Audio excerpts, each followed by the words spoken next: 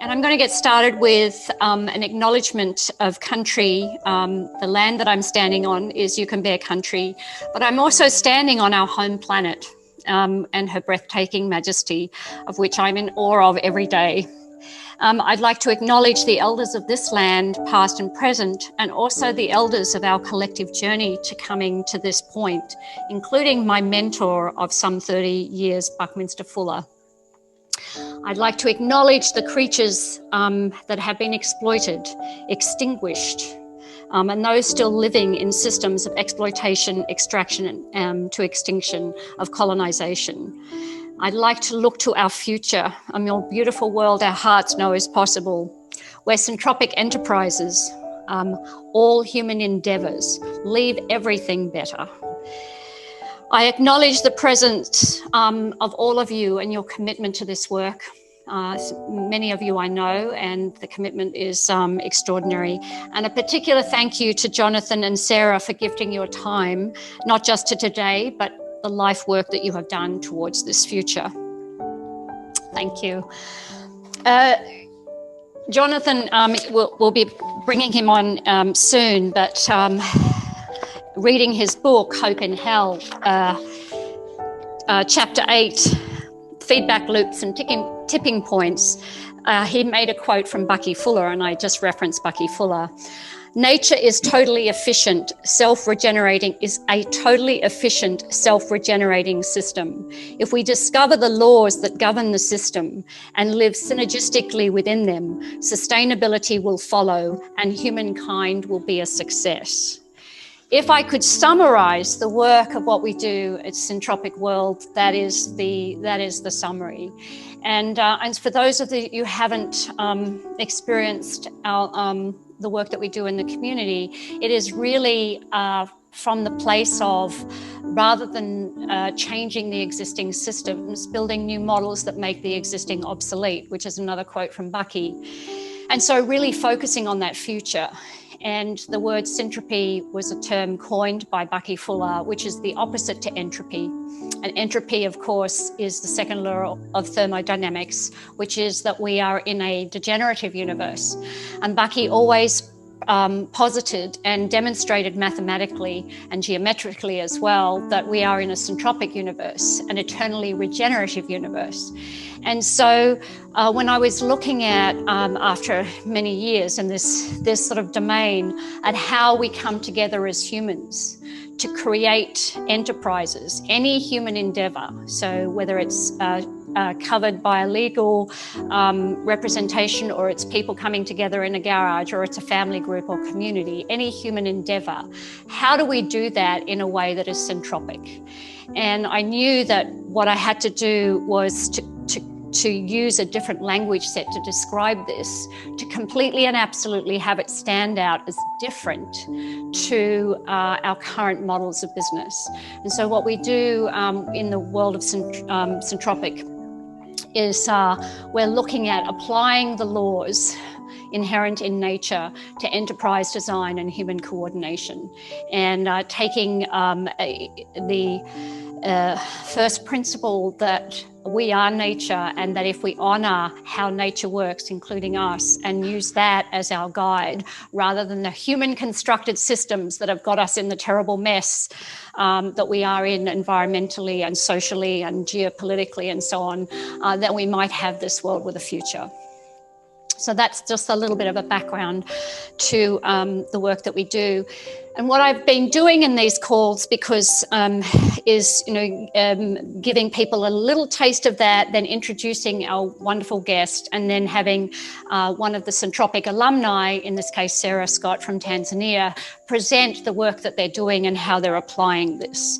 Holding the frame that this is a community of practice, and that we don't have all the answers, but we work together very much in order to create that. And so to that point, the short little piece that I'm going to do today, and then there'll be a little Q&A before we introduce Jonathan, is the distinction between the animating idea and the purpose for which we're here. And so, in a really simple form, All of us have many ideas. It can be as simple as making a peanut butter sandwich. And, and so the idea needs to animate us to act, because any idea is a seed of potential. It requires activation and engagement by people and things and creatures and so on, and the environment and the ecology, in order for it to come to life. And so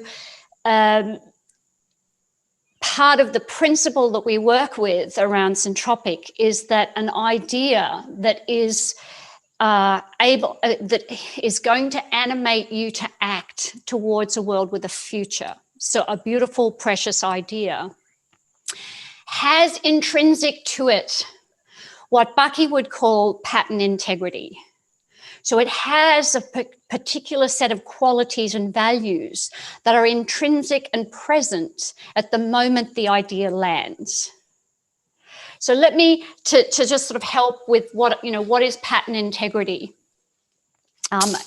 If you take a rope, a regular rope like this, and you tie a knot in it, just that regular way that we were told to tie a knot, like that, everyone can see that whether we use a rope, a piece of string, a piece of my hair, whatever mechanism we use, that pattern of the action that I took is common in all of those experiences. So the human body is a pattern integrity of what happens, the miracle that happens in the human body. Any life is a pattern integrity of the miracle of that creation point. And so an idea, just like a child or a human, has, at the moment of its inception, this imprint pattern integrity that if we dishonor that, then we're actually violating the very thing that we're trying to hold and create. And we know this if we're parents or if we take care of animals or creatures, because each creature, each child that is born has this beautiful pattern integrity there from day one. And so a source idea is something to be, it's a precious thing, and it's something for us to really take care of in the most profound way, and to be in communion with it. You could even say that as stewards of planet Earth, of spaceship Earth, we intrinsically as humans might be awakening to the fact that we are to steward and protect the pattern integrity of planet Earth in everything that we do. And that is indeed an intrinsic part of what we do in Syntropic Enterprise. And so this idea lands for us, and it could be expressed in 1,000 different ways. A child that has a beautiful intrinsic music capacity might not necessarily be a pianist or a violinist. They could be a rapper or whatever it is. There's many different ways that can be expressed. But our job as the steward is to create an ecology or an environment around which that child, the pattern integrity, the source idea, can come to its fullest potential. And so circling back to Bucky's work, and that quote from that Jonathan used in his book, is that humans, hopefully in time, are awakening to the idea, to the thought that we have a necessary and needed function in universe. Every single one of us, all creatures, Earth and all her creatures. And that if we were to honor our own pattern integrity in support of the pattern integrity of Earth and universe and the future, then this is kind of the encapsulation of what we're doing in Syntropic World. Our purpose, just to give you the distinction, so we have the idea and we have the purpose. Our purpose is something that is that frontier that holds us in this direction. And so the purpose for Syntropic World is that Syntropic Enterprises, human endeavors that leave everything better for having existed, is the way we engage.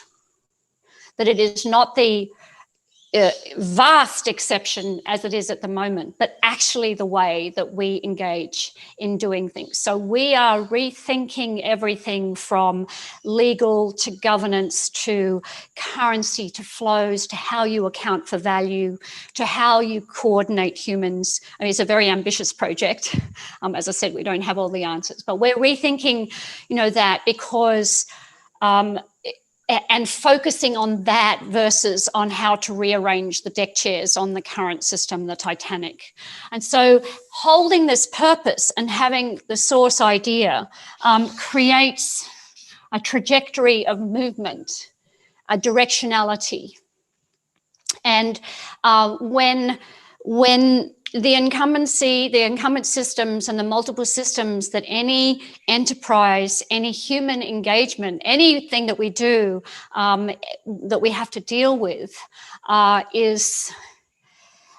there is a huge vested interest for multiple reasons, and Jonathan covers much of this in his book, to pull us back into this old system.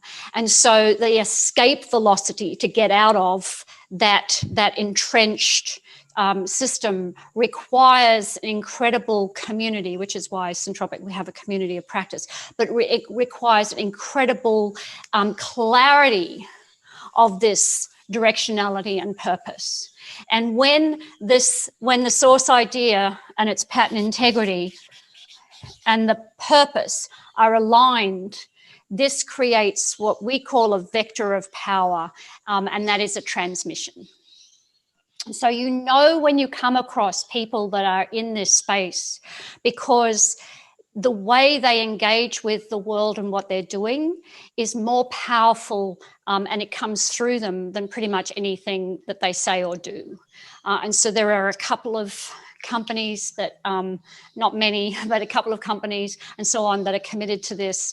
And you can hear when people speak that this is not lip service. It's something for which they're dedicating their lives. And so I have referenced in previous companies like Outland Denim and James Bartle, who is whole purpose is to end modern slavery. The company like Patagonia, who for years has demonstrated their commitment to this.